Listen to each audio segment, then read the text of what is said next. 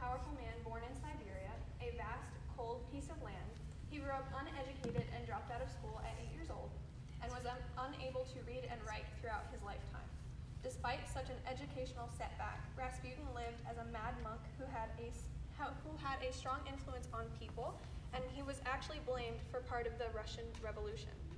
It had been observed that he was living a Satanist way of life, but he was known for being able to assist in healing the very sick people with his powers.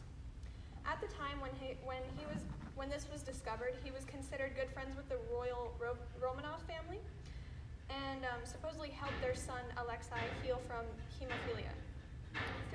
Though Rasputin was one who did become famous, many people in Russia claimed to have powers and generally operated among the poor. It's suspected that he became famous because of the successful results that actually came out of his treatments, especially from the Tsar's son Alexei. Despite the good Rasputin may have brought amongst some lives, he had predicted a tragedy to come in World War I, insisting that Tsar Nicholas had leave his family to join the war. The royal family was already trying to convince Nicholas and his wife to drop Rasputin completely, but Alexandria, the wife, refused because he was the only one who was actually capable of helping their son.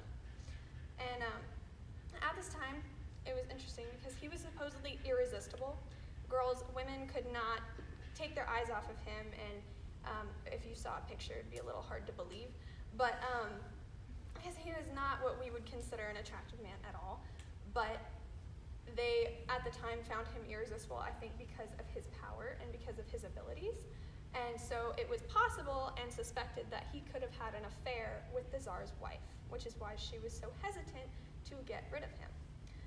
Later in life, it became apparent that Rasputin actually predicted his own death. He somehow knew he would be killed, but he didn't know who or how it would be done, or who could actually go through with it, because he was, it almost seemed like he was immortal, because he had survived many attempted murders. He lived through fatal, life-threatening experiences. It had been said that he drank enough poison to kill 5 men.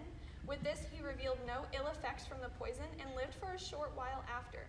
It seemed nearly impossible to successfully murder Rasputin, although he did end up suffering a stubborn death. Prince Felix Yusupov ordered 5 aristocrats to shoot Rasputin multiple times, and to finalize his death, wrap him in a carpet and throw him into the Neva River in efforts to save Russia from its imminent collapse.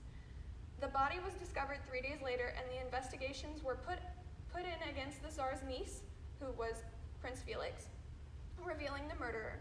Despite all of the trouble that they went through to try to actually successfully kill Rasputin, the Romanov dynasty collapsed with Russia in the Bolshevik Revolution in 1917. To this day, there are still lingering theories surrounding the death of Rasputin, as most of his life remains a fascinating mystery. Thank you.